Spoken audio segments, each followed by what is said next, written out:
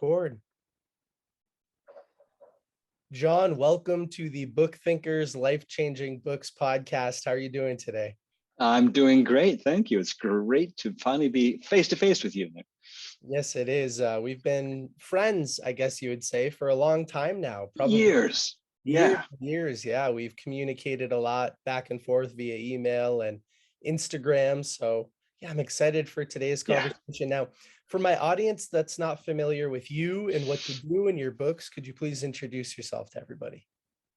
Sure. I'm probably best known for the book The Go-Giver, which I wrote with Bob Burg back over a decade ago.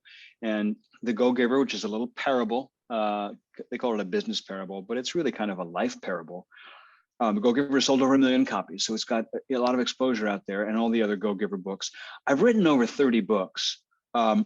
I didn't start out doing this. I started out as a concert cellist and composer, and I have bounced around careers like a pinball, not because I'm rootless exactly, just because I have a lot of curiosity and a lot of different interests. I've been in retail, I've been in marketing, I've been in sales, I've been in entrepreneurship, in education. But I've landed in writing books, and I think it's what I was always supposed to be doing. It's like I finally clicked. So most of those 30 plus books are nonfiction. You know, people will know the Go-Giver books, or they'll know the books I've done with Brendan Seal, the military books, or they'll know the memoirs. And then I've just now started writing novels, thrillers. So this is like a whole new chapter in my career, and I'm, well, thrilled. Well, I'm excited to jump into it a little bit more. So we're here today to discuss your brand new release, Cold Fear. It's the second book in the Finn Thrillers series. Do I have that correct? Yeah, you got it. So who's the target reader for this book? I mean, what was this shift into thrillers, novels? What kind of sparked that originally? And then who's the target reader for this book? I'll start with the second question first, because when I started promoting the first book, Steel Fear, which came out a year ago. Steel as in like stainless steel. Steel Fear came out in the summer of 2021. And back in the spring of 2021, I started telling people about the book that was coming. And I thought, all my friends are all into personal development and leadership and you know, really nice things. And they don't want to hear about a serial killer on an aircraft carrier. And so I started just making little inquiries, and if people were interested maybe in having me on their podcast or whatever. And I expected 9 out of 10 people to say, yeah, it's not really for me. I was so wrong. All these people were like, oh, I love thrillers. I love crime mysteries. I love that kind of, yeah, come on. So who is the target audience? It surprises me. You know what? It's thrillers are so broadly popular. A lot of people that I wouldn't have necessarily expected to be huge thriller fans are. So I don't even know how to quantify who the target audience is. Anybody who loves a mystery, anybody who loves a thriller. They're not military books. The first one has kind of a military look, but they're not principally military thrillers. They're just psychological thrillers. And then you asked what sparked it. And so what sparked it was really 2 things. For years, my wife would say, you should write novels. You'd be a great novelist. And I would go, thanks for the vote of confidence, which really meant I don't believe you. I mean, I appreciated that she thought that, but I didn't think that. I thought a novel was like an unclimbable mountain. How do you do that? 400 pages and all these characters and all this plot, and how do you keep it in your head? And honestly, Nick, I just couldn't imagine.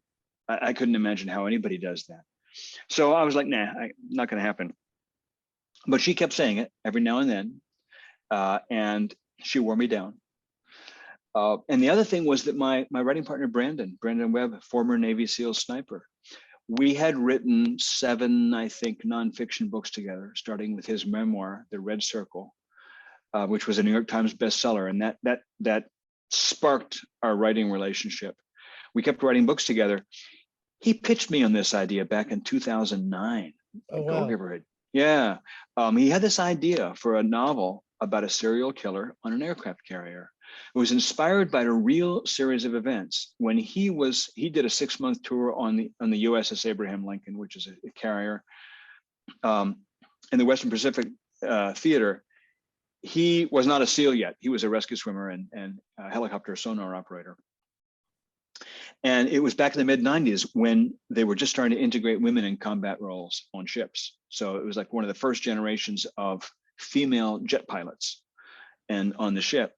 And it was like a whole culture shift things, like where do they sleep and how does that work? And, you know, throwing a couple hundred women in with a couple of thousand men, it was challenging. And there was a sexual predator on board.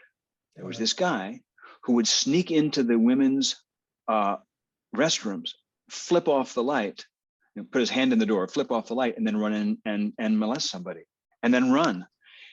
And they never caught the guy. He did this like 6, 7, 8 times. And it was terrifying, horrifying. And at the time, Brandon thought, what if these were murders? And so that sparked the idea that eventually became Steel Fear.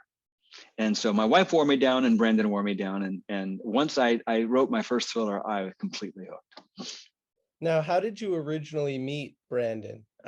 He's been on the podcast before, so for anybody that's listening or watching today, you can go back. He was one of the original episodes. We talked about Total Focus, I believe, which you collaborated with him on. But how did you originally meet Brandon? So we'll all remember back in 2009 when Captain Phillips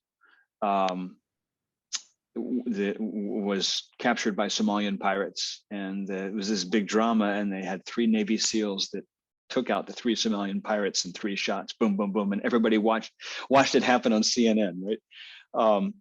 This is right around the same time that Captain Sullenberger, landed his plane in the Hudson. America was hungry for heroes at this time. So Sully was perfect. And these 3 Navy SEALs captured everybody's imagination. And they had, my literary agent was watching TV. She was watching CNN, and they were interviewing a guy who trained Navy SEAL snipers and talking about the kind of training that they would have gone through that allowed them to do this. And she turned to her sister and said, how come I can't get that guy as my client? I want that guy as my client. 3 days later, that guy walked into our office and said, I'm writing a memoir. I need an agent. And that was Brandon. That's awesome. Brandon, when he came back from active duty in Afghanistan, he was tapped to run the SEAL sniper training program and to reformulate it for the 21st century. So that's why he was on the show. And she said to him, your writing is good, but you need a real writer. I need to partner you with somebody who can really, really do a great job with this. And so she called me up and said, I know you don't do this kind of stuff. And she was right. I didn't. I have no military background, which made it really attractive. I love writing about what I don't know. I love writing about, writing teachers say, write what you know. I love writing about what I don't know, because I'm in the same boat as the reader. It's like when I open page 1, I don't know anything about aircraft carriers, and neither does the reader. I don't know anything about the military hierarchy or structure, how they talk, or how they, the power struggles you don't see, and what they eat for breakfast, or, what it feels like in a carrier. I don't know any of this stuff. So I had to learn every scrap of it to write the book. And I think that the book is the better off for it, because the reader kind of gets to learn it along with me. Yeah, and what we'll talk about in just a couple of minutes with Cold Fear is that it takes place in Iceland, and I'm actually sitting in Iceland as we're recording this, so we'll definitely nerd out on that in a minute. But before we do, let's talk a little bit about the subject of fiction, of novels, because as we discussed prior to pressing record, I've had 80 some odd guests on the podcast, and we've exclusively talked about nonfiction, personal development, and self-help books. And so I've had your co-author in the Go Giver series, Bob Berg, on, and now your co-author in this series, Brandon Webb, on. So this just feels right. It feels like a good conversation, and it was a good introduction, I think, into thrillers for me to start this book, Cold Fear. And I'll talk about my reaction to the book and to the style of writing in just a minute. But yeah, why don't you tell everybody your thoughts on novels and why we should read them? First, a quick note. I just want to say that even though Cold Fear is book 2, you don't have to have read Steel Fear first. in order to fully enjoy Cold Fear. That's on purpose. We took a lot of care with that. So if you are interested in reading Cold Fear and don't have Steel Fear, you can read it later and it'll be fine as a prequel. It works that way. So yeah, I was on a podcast recently, like last week, and the host said, so Steel Fear was based on a real situation. Is Cold Fear based on reality, or is it pure escapism? And I was like, wait a minute, are those my only two choices? Reality or escapism? So I have never bought this idea that that a novel or a film, for that matter, its purpose is to take you out of reality. You're out of your mundane, miserable existence. This idea that we watch a movie to escape for 90 minutes. So we read a book to escape for 400 pages from the mundane drag of our everyday existence before we sink back in. That's a very morose, pessimistic viewpoint. I think that we watch a great movie. It's like when you watch Shawshank Redemption. Who doesn't have that on their top 5 favorite movie list, right? When you watch Shawshank Redemption, what does it do to you? It's like it gives you become Andy Dufresne. You become Red. You are them when you watch that movie. And Red learns throughout the whole course of the 2 hours to bring his hope back alive. Andy teaches him that hope, like all great things, never dies. And this is a guy in whom hope was dead. You come away from that movie and you feel that. Here's my theory is that great novels, or I'm going to even say good novels, they don't take you out of reality. I mean, yes, they take you into a world you're not familiar with, and that's really fun. So, part of it is in Steel Fear, you learn all about an aircraft carrier and the culture in an aircraft, and it's fascinating. It's like you learn a whole new alien world, just as if you'd watched, Avatar or something. And in Cold Fear, when you come away from reading the whole book of Cold Fear, Iceland. You got a really good feeling for Iceland, and it's such a foreign culture. It's so different an environment from what so many of us are used to. So there is that, you come away feeling like you've learned something. But for me, a good novel gives you tools and skills to engage in your life. It doesn't take you out of your life. It brings you into your life. And here's the magic of that, I think. It's not exclusive to fiction. All great nonfiction books. I mean, if you have a nonfiction book that really makes a difference, it's telling stories. Great nonfiction books have great stories and they're great storytelling, because I believe we only learn through stories. That's how we learn, is through stories. You don't learn through facts. You may memorize facts, but you learn through stories. Any great public speaker knows that your audience is going to get engaged by the story. So you look at something like The Tipping Point or Blink, any Malcolm Gladwell book. The man is like a born storyteller. Any great nonfiction book that really gives you great information you can use in your life, the author does it through telling stories. So fiction is just another, it's not events that actually happened, but it's experiences that are real. It's human experiences, human emotions, challenges, stresses, struggles, triumphs that are completely as real gets. Yeah, I love how passionate you are when talking about this subject. I remember when I was first starting to read nonfiction books, I was very excited. I was curious. I wanted to see what areas of my life I could improve. And I had some people around me that exclusively read fiction, novels, thrillers, mysteries. And they would tell me, hey, this is the only place where the impossible becomes possible, especially in the fantasy style writing.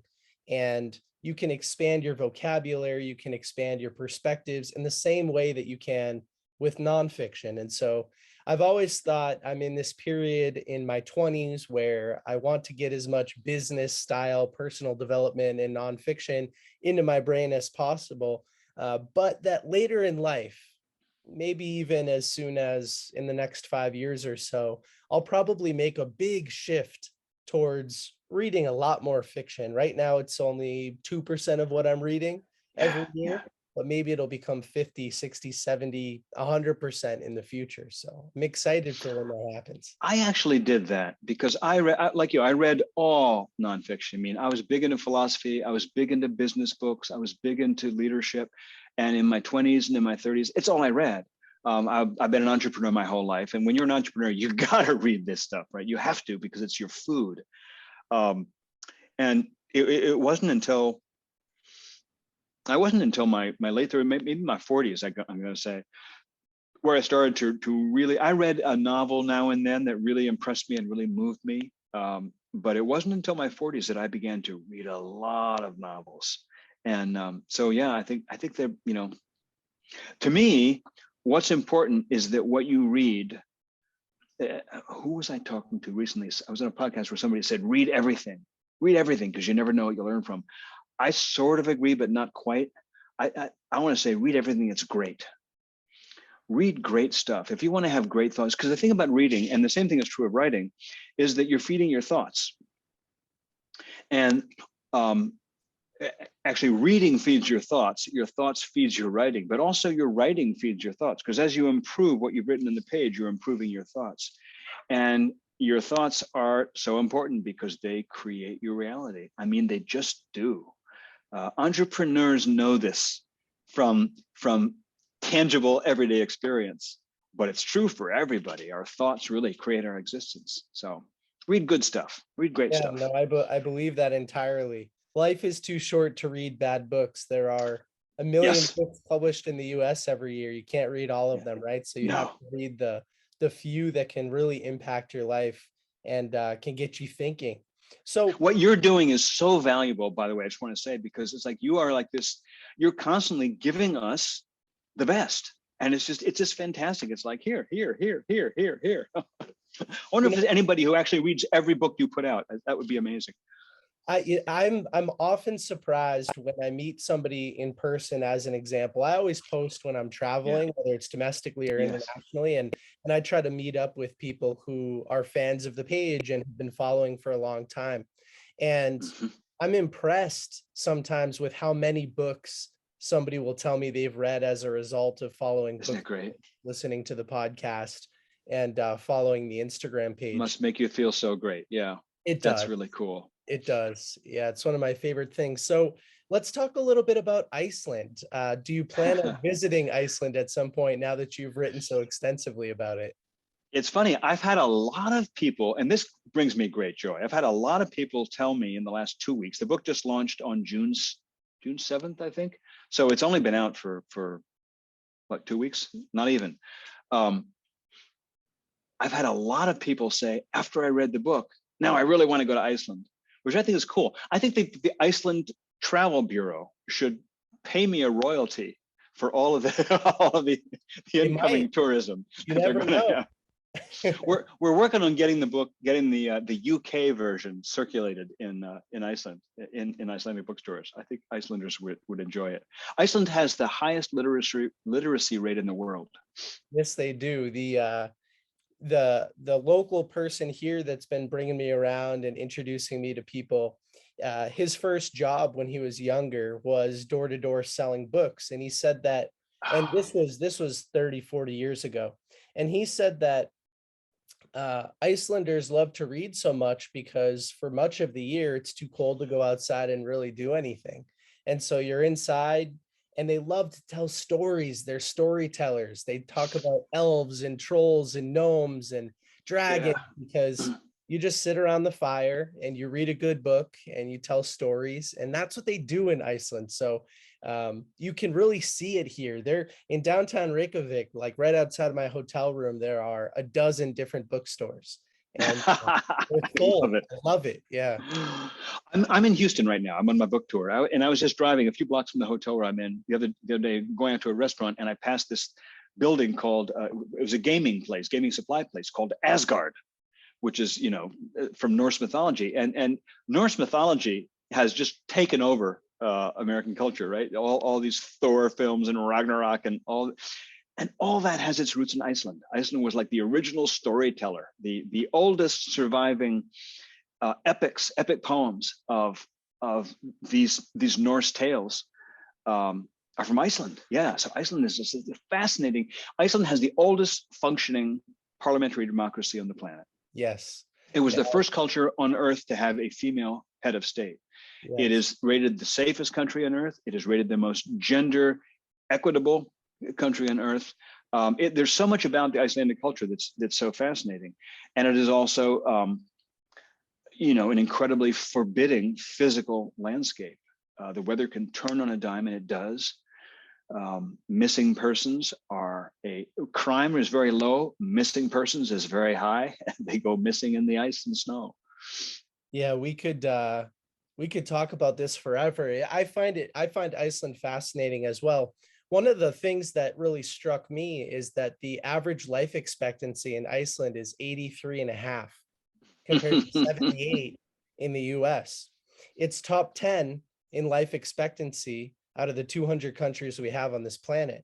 And the people here, they eat healthy foods. The cold is good for you. Even though for much of the year there's not a lot of sun. Right now, You're in there's June, man. 4 hours of sun, so it's pretty There's not much dark. yeah. Now, how did you choose Iceland? I mean, you could have written this book in any foreign landscape, but you chose Iceland. So Steel Fear, the first book, took place, as I said, all in an aircraft carrier. And that was part of the challenge of that book. And it was also part of the beauty of that book. The ship itself, imagine this, an aircraft carrier is a steel tube the length of the Empire State Building on its side, crammed with 5,000 to 6,000 people. It shut up and dropped in the ocean for 6 months. And it's like a small city in a tube.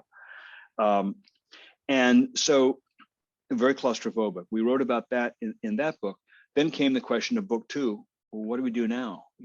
Where do we set it? On a submarine? Steel Fear on a helicopter, on a spaceship? I mean, what environment do you go to for an aircraft carrier? And Brandon had told me about a visit he took once to Iceland. He went to the swim in the Sofra fissure over by lake, by the Þingvallavatn, the lake about an hour east of Reykjavik. Yeah, I went last week. Did you? And did you dive? Golden Circle. No, I didn't. No, okay. There's this place for our listeners. There's this place there in Iceland where you can go diving underwater, and it's not cold. Oh, well, it is cold. I take it back. You wear a wetsuit though, yeah. Yeah. You go underwater, and Brandon described this. There are spots where you can touch with one hand the tectonic plate that holds up Eurasia, and with the other hand, the tectonic plate that holds up North America. And it's the only place on Earth where you can touch 2 continents at the same time. Iceland itself is sitting on a volcanic fissure. It's like a cut lunchbox sandwich cut on the diagonal, and it's 2 halves pulling apart by an inch per year every year. So that's hence the incredible volcanic activity and the geological turmoil that has been in existence for hundreds of thousands of years, millions of years. So yeah, Brennan described this, and we were thinking about where to go for book 2, and I thought, we got to go there. So that was the first piece of Cold Fear that came together, was that's going to be the environment.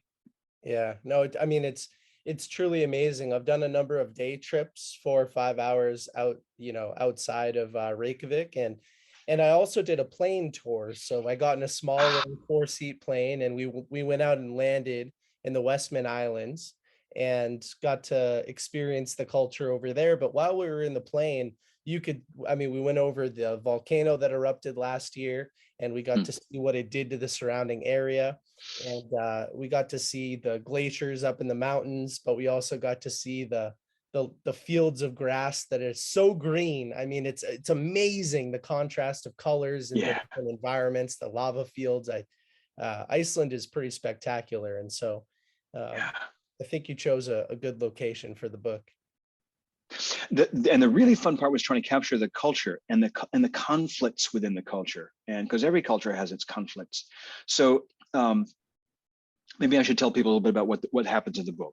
Yeah. Just give a sense of what the story is, not to spoil anything, but just to give you a sense of what happens. So the story opens, a young woman is running down the street barefoot in the middle of, it's Christmas Eve, so it's the middle of winter.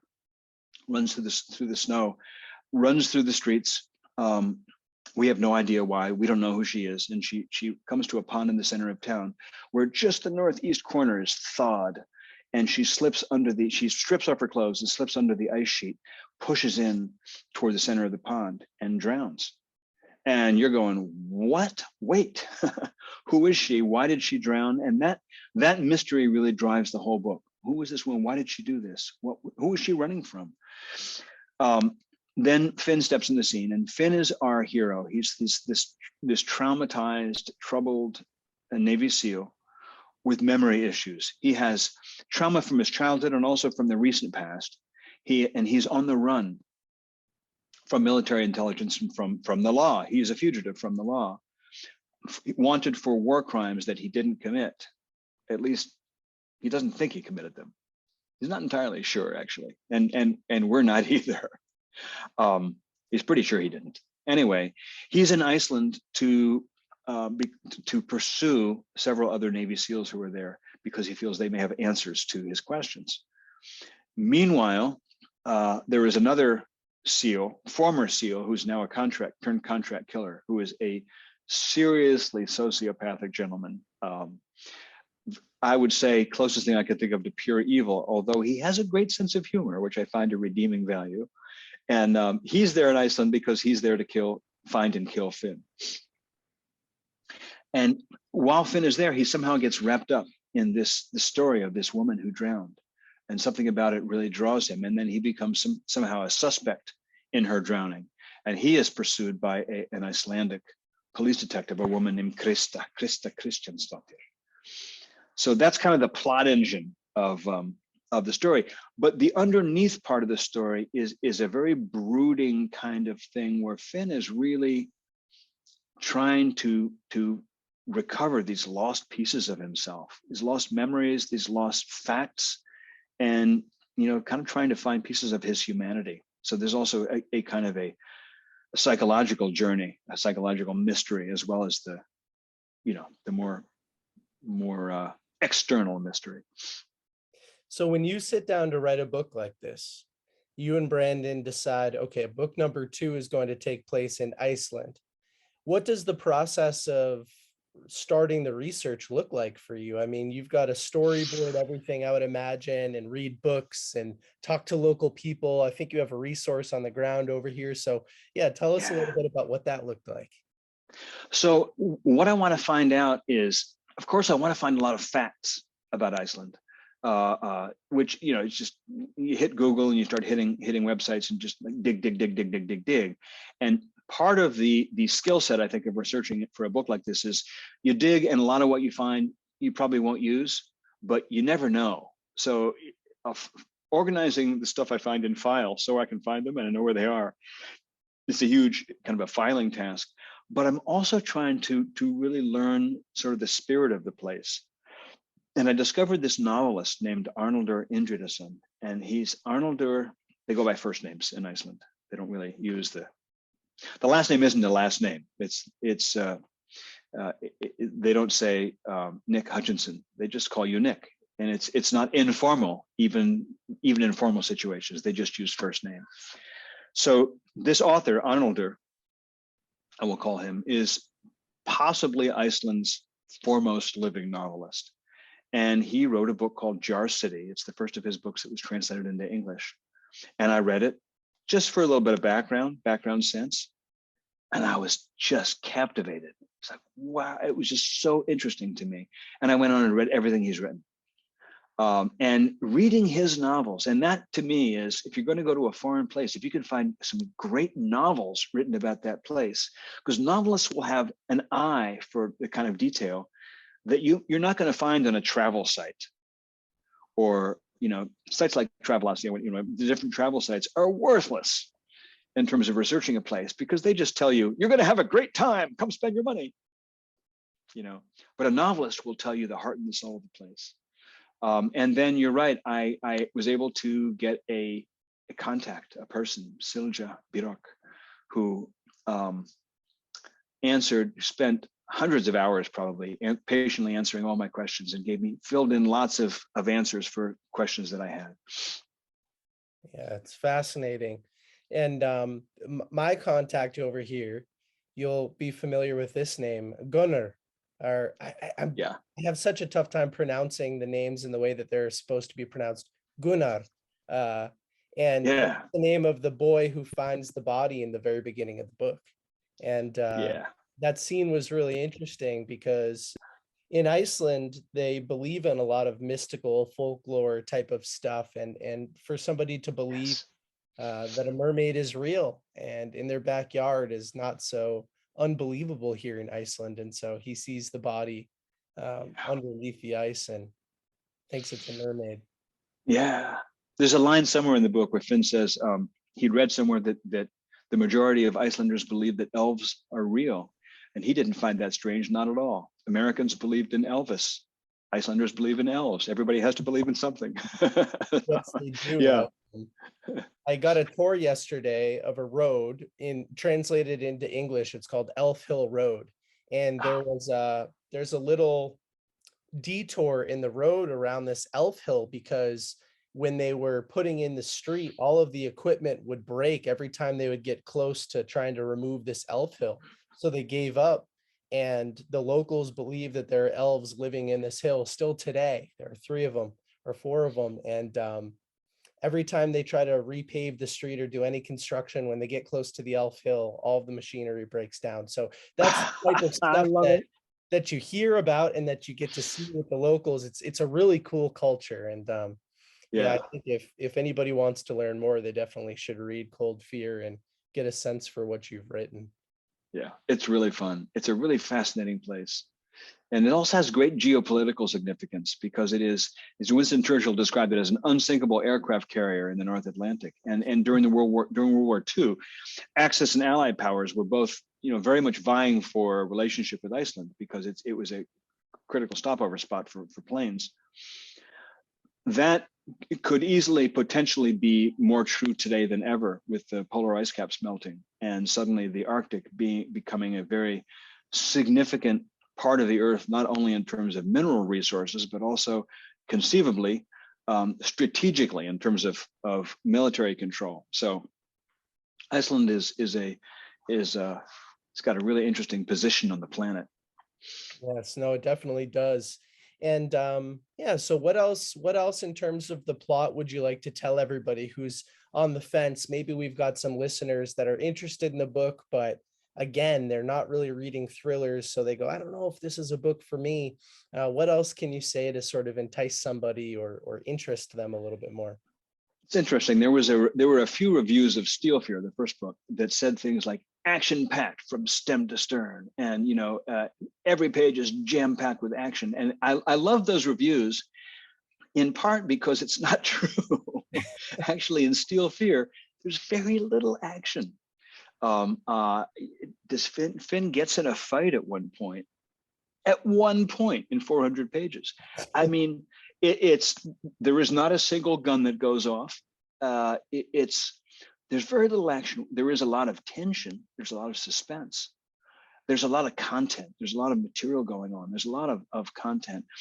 Cold Fear, there's a little bit more action, but primarily these books are not. They're not. I wouldn't primarily call them action thrillers. I would call them humanity thrillers. Finn is the main character. In both books, there is a principal female character who is, and we follow the book from her perspective for a good half the time or a third of the time. In the first book, Steel Fear, it opens with Monica Halsey, the helicopter pilot, who's based on a real character that Brandon knew on that carrier. And you follow Monica for 3 chapters before Finn even arrives in the scene. The same thing happens in Cold Fear. You follow this detective, Krista, before Finn shows up, and Krista becomes a huge piece of the story. And again, you're reading from her perspective. So a lot of the chapters, maybe 40, 50 chapters or something like that, are written from Krista's point of view. What I guess I want to say is in Cold Fear, there are not 1, not 2, but 3 really strong female characters. And that was really important to me. I love writing strong, authentic female characters. To me, it's like these characters have to feel real for the story to work, but also all of the so-called secondary characters, all the other cast of characters. There, I wrote an essay once that was titled "There is no such thing as a secondary character." Every character in a story, if you look at it from their point of view, they've been on the planet as long as you have. You know, they had their childhood, their disappointments, they had their aspirations. They may get killed in on page 12, but they had a whole life. So that's, to me as a novelist, it's important to approach every single character with full respect and try to kind of discover who they are and bring that out in the page. And I think that's what I'd say about readers for the book. It's what I hope you'll take away from Cold Fear is you'll really get engaged with these personalities and their challenges, and in some cases their triumphs, and in some cases their failures. Yeah, no, I find it fascinating. I'm definitely going to finish the book. I just started it. I've had a crazy couple of weeks traveling and everything like that, but I wanted to make sure that we could film while I was in Iceland. And I think reading the book, having visited this place now, will give me a different perspective. And I'm excited to share my thoughts once I'm able to finish the book. Fantastic. Before we started recording, Nick showed me out his hotel window, Yes. just like close enough to throw a stone at, this gigantic church, the Hallgrímskirkja, which is the tallest church, one of the tallest buildings in Reykjavik.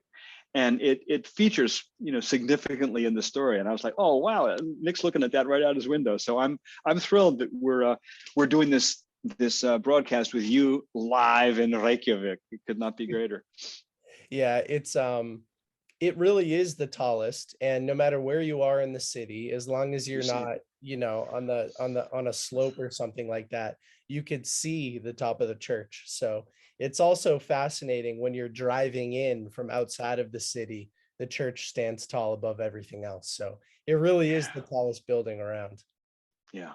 Amazing, huh? Yeah, no, it truly is. So I don't know if I caught the answer earlier. Do you think you'll come visit Iceland?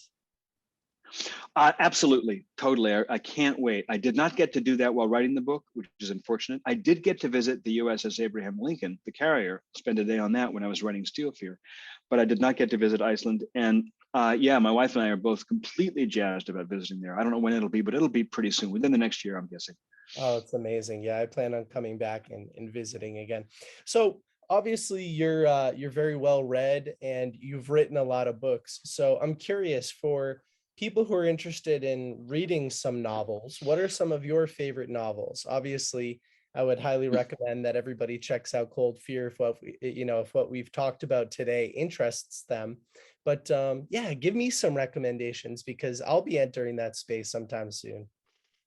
Well, in terms of crime novels and mysteries and thrillers, I have, lots of favorites. So one of the classics of the genre is Raymond Chandler, who wrote the Philip Marlowe books back in the 50s, and those are great. And he's a near contemporary of Dashiell Hammett, who wrote the Maltese Falcon, and those are kind of like the classic gritty noir novels, right? I love the Jack Reacher books. I highly recommend them.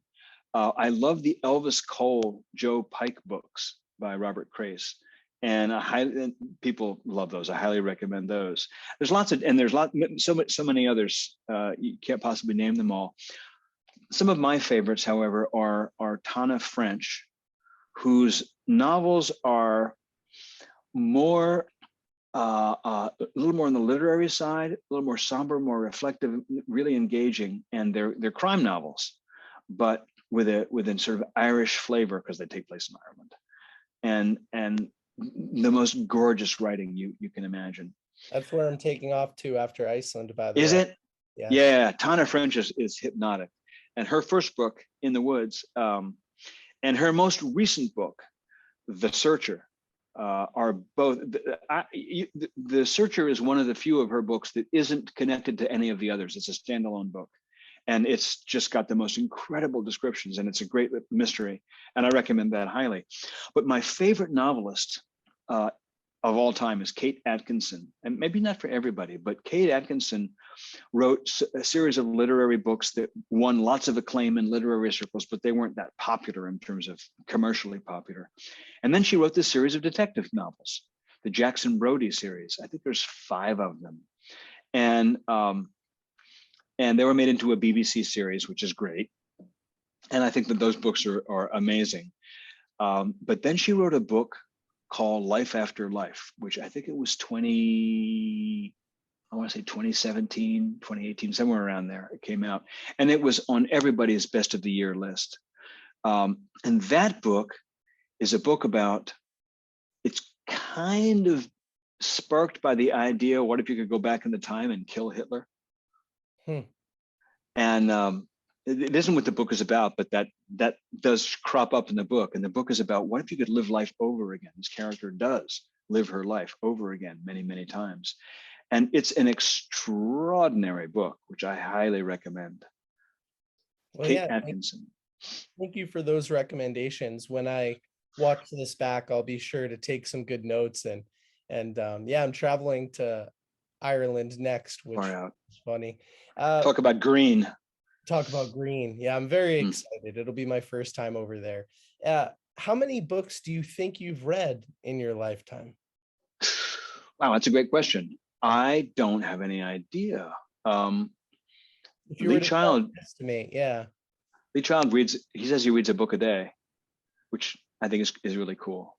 I probably read 100 a year or something like that. And so I probably, probably some years less and some years more. So let's just say 100 a year. So going back over, how old am I? 20? No, I'm older. You look 20. Yeah. So probably a couple thousand, I guess. Yeah. Wow. That's spectacular. I look forward to when I hit those types of numbers. I mean, you're so articulate, you're so passionate. You've been so successful at what you do. And my guess is, some of the credit is probably given to the books that you've read. I mean, they've changed the way that you see the world and the way that you operate. It's really cool to see. Yeah, it does. Reading does do that. Reading does do that. It changes who you are and it refines who you are. It helps to deepen who you are, I think. Yeah. So, do you think you'll write more of these? Do you think there will be more thrillers in the Finn thriller series? I'm working on book 3 right now. Okay. Coming out next summer. Can you tell us where that takes place? Because how can you go from an aircraft carrier to Iceland and now you have to find somewhere like the moon or something like that that's even more interesting? Or maybe like Newark, New Jersey, or I don't know, Columbus, Ohio. I can't tell you where it's set yet, but I will tell you that it's called Blind Fear. Blind Fear. And I will tell you that before it's over, there is a hurricane. All right. Well, John, I really appreciate you taking the time to come on today's show. For listeners or viewers that want to learn more about you and they want to learn more about your recent release, Cold Fear, where should they go? What should they do?